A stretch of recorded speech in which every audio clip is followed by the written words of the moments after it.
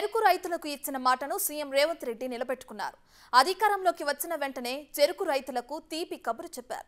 ఎన్నికల ప్రచారంలో ఇచ్చిన మాట ప్రకారం నిజాం షుగర్ ఫ్యాక్టరీ పునః ప్రారంభానికి సిఫార్సుల కమిటీని నియమిస్తూ సీఎం రేవంత్ రెడ్డి ఉత్తర్వులు జారీ చేశారు. 9 ఏళ్లుగా మూతపడి ఉన్న ఫ్యాక్టరీ తెరుచుకోవడంతో రైతులు హర్షం వ్యక్తం చేస్తున్నారు.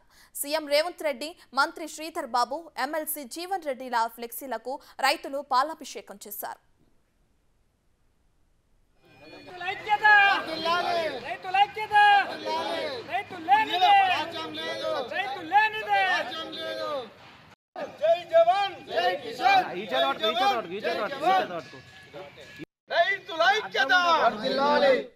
కాంగ్రెస్ ప్రభుత్వము నిన్న ఏదైతే జీవో పాస్ చేసి నిజాం చక్కెర ఫ్యాక్టరీల పునరుద్ధరణ మీద సిఫార్సు కమిటీని 10 మంది సభ్యులతో కూడినటువంటి కమిటీని ఏర్పాటు చేయడం జరిగింది.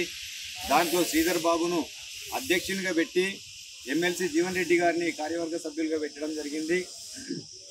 సుదర్శన్ రెడ్డిని వీళ్ళందరినీ సభ్యులుగా చేర్చి మరి ఏదైతే మేము 2015లో నిజాం చక్కెర ఫ్యాక్టరీలను మూసేసిర్రు, అప్పటి నుంచి కూడా మేము మెట్పల్లిలో ఎన్నో ధర్నాలు, ఎన్నో ఉద్యమాలు, ఎన్నో రస్తారోకోలు చేసినాము. ప్రగతి భవన్ ముట్టడి, అసెంబ్లీ ముట్టడి కార్యక్రమాలు చేసినాము. రైతులము ఎన్నో చేసినప్పటికీ మరి కేసీఆర్ గారికి కనువిప్పు కలగలేదు. ఇప్పుడు ఏదైతే రేవంత్ రెడ్డి గారు వాళ్లకు ఎన్నికల ముందు చెప్పిన మేనిఫెస్టోలో పెట్టి కూడా వాళ్ళు ఎన్నికల ముందు ఇచ్చిన హామీ మేరకు మరి మేము అధికారంలోకి వచ్చిన 6 నెలల్లో మరి మూసివేసిన 3 చక్కెర ఫ్యాక్టరీలను తెరిపిస్తామని చెప్పారు. సిఫార్సు కమిటీ ఏర్పాటు చేసిందో మరి స్థానిక నిజాం షుగర్ ఫ్యాక్టరీ పరిధిలో ఉన్న రైతులంతా హర్షిస్తున్నాం. దీనికోసం ఎన్నో రకరకాల పోరాటాలు, ఉద్యమాలు చేసి మరి కొన్ని పదవులు సుధా త్యాగం చేసిన రోజులున్నాయి. మరి అట్లాగే గవర్నమెంటు 100 రోజుల్లో హామీలు ప్రకటిస్తున్నది. మరి సుమారు 45-50 రోజులలోనే మరి ఈ కమిటీ వేసినందుకు రైతులను హర్షిస్తున్నాం.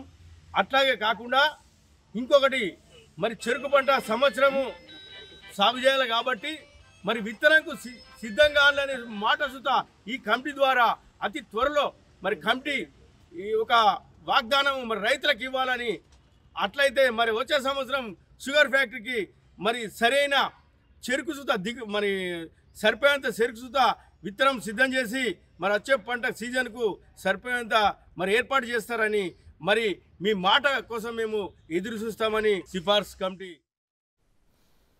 ఇక ఎన్నో ఏళ్లుగా మూతపడి ఉన్న నిజాం షుగర్ ఫ్యాక్టరీ పునఃప్రారంభానికి సీఎం రేవంత్ రెడ్డి ఉత్తర్వులు జారీ చేశారు. దీనికి సంబంధించి మరింత సమాచారాన్ని మా డిప్యూటీ బ్యూరో చీఫ్ సాదిక్ అందిస్తారు. సో సాదిక్, చెప్పండి, ఇప్పటికే చూసుకుంటే గత ప్రభుత్వంలో నిజాం షుగర్ ఫ్యాక్టరీ ఓపెన్ చేపిస్తాం, ఖచ్చితంగా మమ్మల్ని గెలిపించండి అని అడిగిన అటు బీఆర్ఎస్ పార్టీకి సంబంధించిన కల్వకుంట్ల కవిత కానీ, అప్పటి ఎమ్మెల్యే కానీ ఒకవేళ ఓపెన్ చేయకపోతే అదే షుగర్ ఫ్యాక్టరీకి ఊరేసుకుంటాం అని కూడా హామీలు ఇవ్వడం జరిగింది. అయినా కూడా దాన్ని పట్టించుకోలేదు.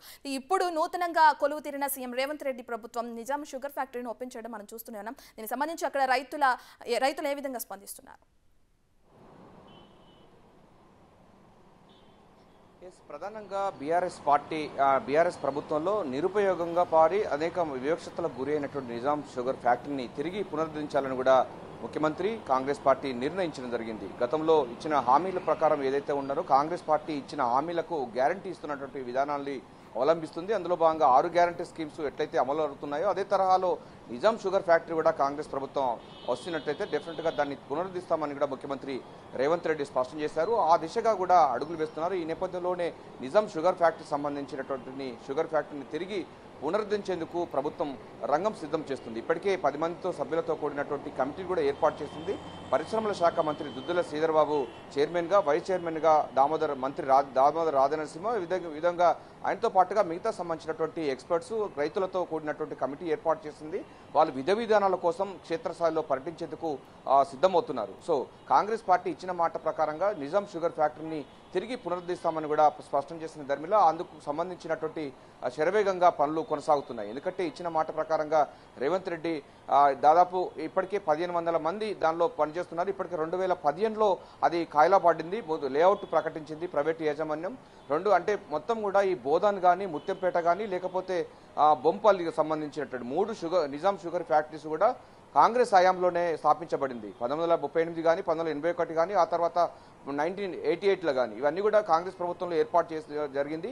ఆ తర్వాత దీనిపైన చాలా మంది చెరుకు రైతులు జీవనాధారంగా ఉండేది. ప్రత్యక్షంగా 1500 మంది, పరోక్షంగా 6000 మంది కూడా జీవనోపాధి చేసేవారు. అయితే ఆ ఉద్యమ సమయంలో తెలంగాణ ఉద్యమ సమయంలో మేము కనుక అధికారంలోకి వచ్చినట్టయితే అది బీఆర్ఎస్ పార్టీ లేక టీఆర్ఎస్ పార్టీ కనుక అధికారంలోకి వచ్చినట్టే నిజాం షుగర్ ఫ్యాక్టరీని పునరుద్ధరిస్తామని కూడా కవిత కానీ, కేసీఆర్ కానీ, హరీష్ రావు కానీ ఇలా చాలా హామీలు ఇవ్వడం జరిగింది. ఆ తర్వాత వాళ్ళు మొహం చాటేసిన సందర్భం ఉంది. 2015లో తెలంగాణ రాష్ట్రం ఏర్పడిన తర్వాత 2015లో మొత్తం లేఅవుట్ను ప్రకటించినటువంటి సందర్భం ఉన్నది. దీంతో రైతులందరూ కూడా రోడ్డున పడడం జరిగింది. అనేక కుటుంబాలు ఆత్మహత్యలు చేసుకున్న పరిస్థితి ఉంది. చెరుకు పైన ఆధారపడేటువంటి వాళ్ళందరూ కూడా రోడ్డున పడిన పరిస్థితి నేపథ్యంలో కాంగ్రెస్ పార్టీ వెంటనే దాన్ని సంబంధించి టేక్ఓవర్ చేసింది. డెఫినెట్గా కాంగ్రెస్ పార్టీ అధికారంలోకి వస్తే నిజాం షుగర్ ఫ్యాక్టరీని పునరుద్ధరిస్తాం. దీనికి సంబంధించినటువంటి ఇప్పటికే ఆ మిషనరీస్ అన్ని పాడవుతున్నాయి. పూర్తి స్థాయిలో ప్రభుత్వమే భరించి దీన్ని రన్ చేస్తామని కూడా ప్రకటించడం జరిగింది. అన్నంపట్ట ప్రకారమే ముఖ్యమంత్రి రేవంత్ రెడ్డి అప్పుడు పీసీసీ చీఫ్గా బస్సు యాత్రలో భాగంగా బోధాను, అదేవిధంగా ముత్తంపేట తదితర ప్రాంతాల్లో పర్యటించినప్పుడు తాము అధికారంలోకి వచ్చిన వెంటనే దీన్ని నిజాం షుగర్ ఫ్యాక్టరీని పునరుద్ధరిస్తామని కూడా హామీ ఇవ్వడం జరిగింది. ఇచ్చిన హామీని నిలబెట్టుకునే పార్టీ కాంగ్రెస్ పార్టీ కనుక డెఫినెట్గా ఆ తరహా సంబంధించిన విధానాలను కూడా వేగవంతం చేసింది. అందులో భాగంగానే పరిశ్రమల శాఖ మంత్రి దుద్దెల శ్రీధర్ బాబు చైర్మన్గా, వైస్ చైర్మన్గా మంత్రి దామోదర్ రాజనరసింహ 10 మంది సభ్యులతో కూడిన కమిటీ కూడా ఏర్పాటు చేసింది.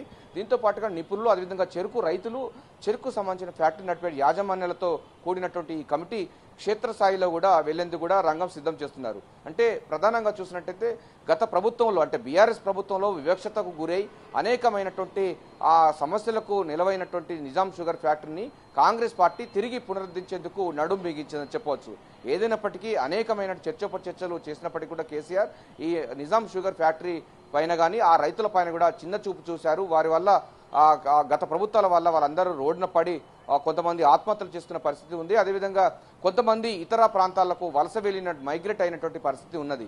సో కాంగ్రెస్ పార్టీ హయాంలోనే ఈ ప్రాంతాలు చూసినట్టయితే మనకు బోధాన్లో సంబంధించిన షుగర్ ఫ్యాక్టరీ 1938లో ప్రారంభమైంది. ఆ తర్వాత ముత్తంపేట సంబంధించినటువంటి షుగర్ ఫ్యాక్టరీ 1981లో ప్రారంభమైంది. ఆ తర్వాత జోగంపల్లిలో సంబంధించినటువంటి షుగర్ ఫ్యాక్టరీ 1988లో ప్రారంభమైంది. అంటే 2002లోనే ఇది పూర్తి స్థాయిలో కూడా మొత్తం పబ్లిక్ ప్రైవేటు పార్ట్నర్షిప్గా అయింది. ఆ తర్వాత టీడీపీ గవర్నమెంట్లో పూర్తి స్థాయిలో ప్రైవేటు పరమైంది. ఆ తర్వాత ప్రభుత్వం తన చేతులు దులుపుకుంది. కానీ ఈ నేపథ్యంలోనే ఉద్యమ సమయంలో తెలంగాణ ఉద్యమ సమయంలో పూర్తి స్థాయిలో కూడా దీన్ని నిరుపయోగం మారి మొత్తం చెరుకు ఉత్పత్తి చేసే పరిస్థితి లేక ఉండే. సో ఈ నేపథ్యంలోనే అక్కడ రైతులందరూ కూడా ఇతర ప్రాంతాలకు మైగ్రేట్ కావడం జరిగింది. దీంతో ఆ నిజాం షుగర్ ఫ్యాక్టరీ సంబంధించిన మిషనరీ కోట్లాది రూపాయలు, దాదాపు 250 కోట్ల రూపాయలకు సంబంధించిన విలువైనటువంటి మిషనరీస్ కూడా పాడపోతున్న సందర్భం ఉన్న నేపథ్యంలో ప్రభుత్వం వెంటనే దీన్ని నిజాం షుగర్ ఫ్యాక్టరీని మూతపడేసింది. పూర్తి స్థాయిలో తెలంగాణ ఉద్యమం వచ్చి తెలంగాణ రాష్ట్రం సిద్ధించిన తర్వాత 2015లో కేసీఆర్ ముఖ్యమంత్రిగా ఉన్న తర్వాత దీన్ని ఏం చేయలేమని కూడా ఆయన కూడా చేతులు ఎత్తేసడం జరిగింది. 2015లో పూర్తి స్థాయిలో యాజమాన్యం లేఅవుట్ ప్రకటించడంతో మొత్తం కార్మికులందరూ కూడా బయట రోడ్డున దుస్థితి ఏర్పడింది. చాలా మంది చెరుకు రైతులు ఆత్మహత్య చేసుకున్నారు. చెరుకు యాజమాన్యాలు కూడా అప్పుల ఊబిలో కూరుకుపోయిన సందర్భం ఉంది.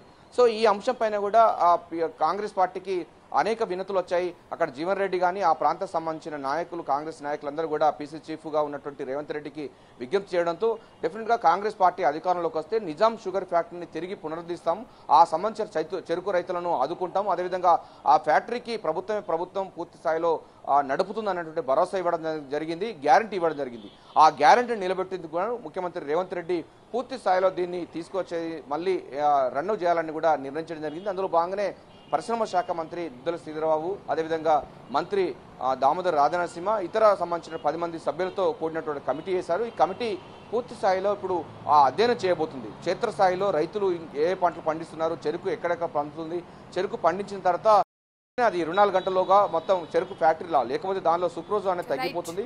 చెరుకు ఉత్పత్తి అయినప్పటికీ దానికి సంబంధించినది ప్రొడక్టివిటీ లాస్ అవుతుంది. అందులో భాగంగానే అక్కడ బోధన్లో కానీ, ముత్తంపేటలో కానీ, జోగంపల్లిలో కూడా ఫ్యాక్టరీలు ఏర్పాటు జరిగింది. అక్కడ ఎస్ఆర్ఎస్పీ సంబంధించినటువంటి వాటరు సమృద్ధిగా ఉన్న నేపథ్యంలో ఆ ప్రాంతంలో చెరుకు ఎక్కువగా పండుతున్న నేపథ్యం ఉంది. అక్కడే చెరుకు ఫ్యాక్టరీలు నెలకొల్పిన ఘనత కూడా కాంగ్రెస్ పార్టీ ఉంది. సో మళ్ళీ కాంగ్రెస్ పార్టీ అధికారంలోకి వచ్చిన నేపథ్యంలో చెరుకు ఫ్యాక్టరీని అంటే నిజాం షుగర్ ఫ్యాక్టరీని తిరిగి రైతులకు తీపి కబురు, అదేవిధంగా కార్మికులకు తీపి కబురు, రాష్ట్రానికి తీపి కబురు అందించబోతున్నారు ముఖ్యమంత్రి రేవంత్ రెడ్డి. ఏదైనప్పటికీ ఇచ్చిన మాట ప్రకారంగా, ఇచ్చిన మాటకు గ్యారంటీ ఇస్తూ కాంగ్రెస్ పార్టీ ఈ విధానపరమైన నిర్ణయాలు తీసుకుంది.